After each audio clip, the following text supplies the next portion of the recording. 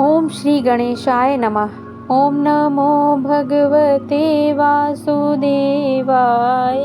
ओम नमो भगवते वासुदेवाय। राधे राधे सभी को।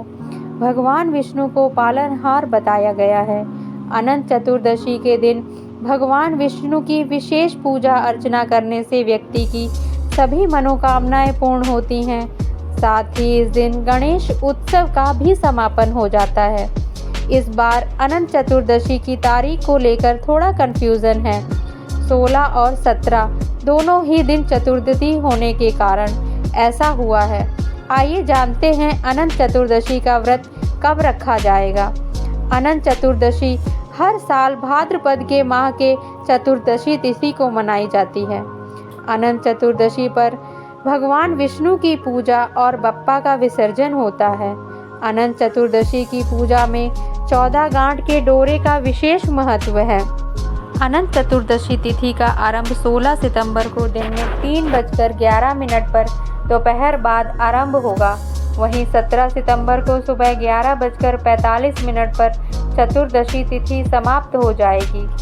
शास्त्र विधान के अनुसार उदयकाल व्याप्त तिथि मान्य होती है, इसीलिए अनंत चतुर्दशी का व्रत 17 सितंबर को सुबह रखा जाएगा। इसी दिन गणेश जी का विसर्जन भी किया जाएगा। अनंत चतुर्दशी पूजा का शुभ मुहूर्त सुबह 10:43 से 12:15 तक रहेगा। इस अवधि में आप पूजा कर सकते हैं। आइए जानते हैं अनंत चतुर्दशी की पूजा विधि के बारे में। अनंत चतुर्दशी के दिन सुबह सूर्य उदय से पहले स्नान कर लें। इसके बाद व्रत का संकल्प करें। पूजा के लिए सबसे पहले भगवान विष्णु की शेषनाग के शैया पर लेटे हुए प्रतिमा की स्थापना करें। इसके बाद एक डोरे लें जिसमें 14 बार गांठ बांध लें। इस डोरे को भगवान की तस्वीर के पास रख दें। डोरा रखते समय ओम अनंताय नमः मंत्र का जाप करें। इसके बाद पुरुष अपने दाहिने हाथ में और स्त्री अपने बाएं हाथ में यह धागा बांध लें। इसके बाद अनंत चतुर्दशी की कथा का श्रवण करें, क्योंकि इसके बिना आपको व्रत का पूरा फल नहीं मिलेगा। भगवान विष्णु और माता लक्ष्मी जी की पूजा अर्चना विधि विधान से करें। अंत में आरती करें, फिर ब्राह्मणों को भोजन जरूर कराएं। ब्राह्मणों को भोजन कराने के बाद परिवार के साथ मिलकर प्रसाद ग्रहण करें। तो चलिए शुरू करते हैं अनंत चतुर्दशी की व्रत कथा। एक बार महाराज युधिष्ठिर ने राजसूय यज्ञ किया और यज्ञ मंडप का निर्माण बहुत ही सुंदर व अद्भुत रूप से किया गया। उस मंडप में जल की जगह स्थल तो स्थल की जगह जल की भ्रांति होती थी। इससे दुर्योधन एक स्थल को देखकर जल कुंड में जा गिरे। द्रौपदी ने यह देखकर उनका उपहास किया और कहा कि अंधे की संतान भी अंधी ही होती है। इस कटु वचन से दुर्योधन बहुत आहत हुए और इस अपमान का बदला लेने के लिए उसने युधिष्ठिर को धुत अर्थात जुआ खेलने के लिए बुलाया और छल से जीतकर पांडवों को 12 वर्ष वनवास दे दिया। वन में रहते उन्हें अनेक कष्टों को सहना पड़ा।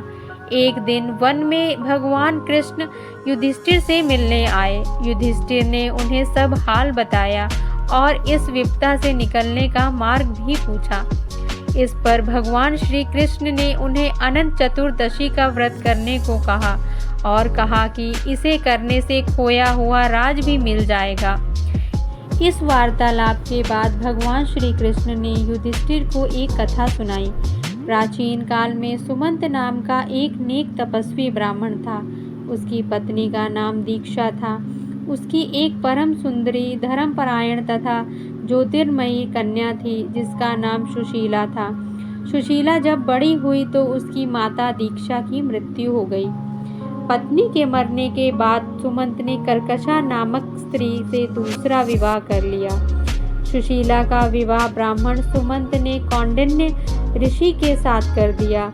विदाई में कुछ देने की बात पर कर्कशा ने दामाद को कुछ ईंटें और पत्थरों के टुकड़े बांधकर दे दिए। कौंडिन्य ऋषि दुखी हो अपनी पत्नी को लेकर अपने आश्रम की ओर चल दिए, परंतु रास्ते में ही रात हो गई। वे नदी तट पर संध्या करने लगे।